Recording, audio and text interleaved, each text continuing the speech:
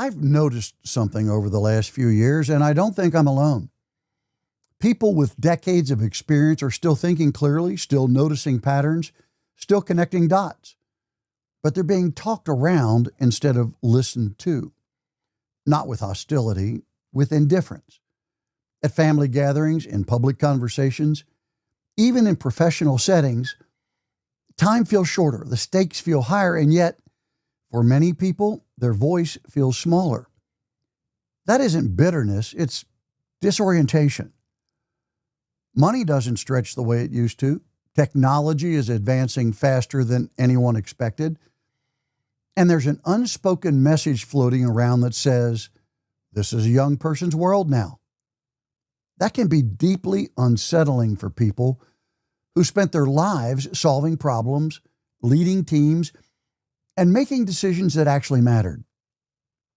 It's not because you want attention, but because you recognize what gets lost when judgment is replaced by speed, when decisions are made faster than they're understood, when confidence is mistaken for competence, and when experience is treated as something to be tolerated rather than consulted.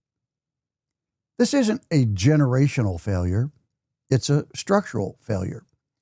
We built systems that reward immediacy over reflection, volume over judgment, and certainty over understanding. Many of the problems we face today are timeless. Human nature hasn't changed. What has changed is how decisions are made and who gets invited into the room when they're made. When experience isn't structured, it doesn't disappear. It simply stops being asked for. And over time, that silence gets misinterpreted as irrelevance. It isn't. It's untransmitted value. You don't have to make the case for your experience.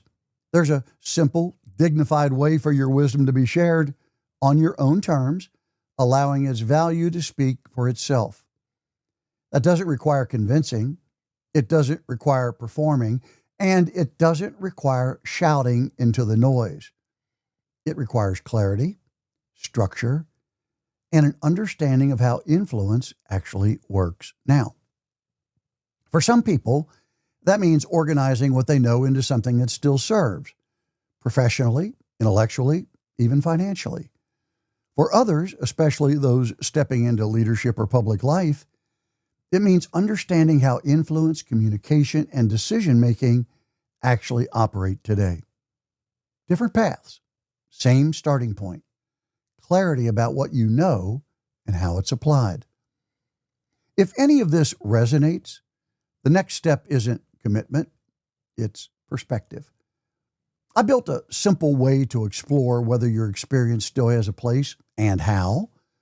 That's what I'd invite you to look at next. Not to start over, but to move forward deliberately. Experience isn't obsolete, it's under-leveraged.